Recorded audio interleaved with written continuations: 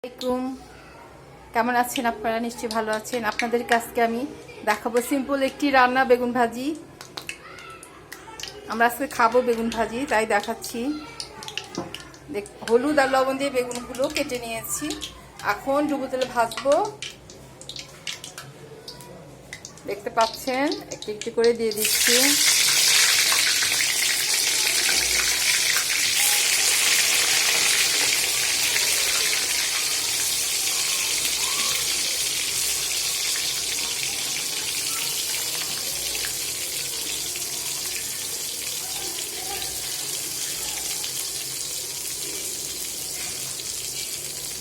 বেগুন ভাজি খেতে ভালো লাগে।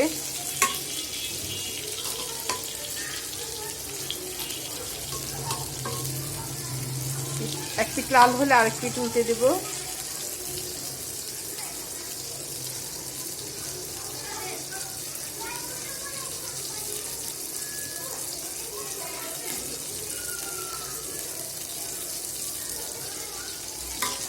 আরেক পিঠ উল্টে দিচ্ছি।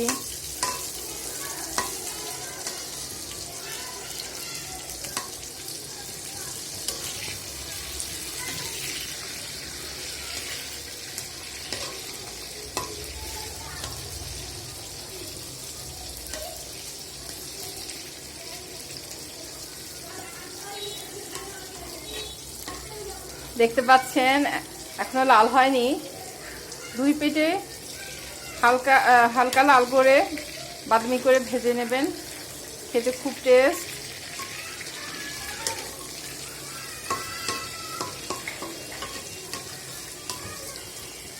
দুই পিঠ যখন বাদামি হবে তখনই বেগুন ভাজা হয়ে যাবে। খুবই সহজ।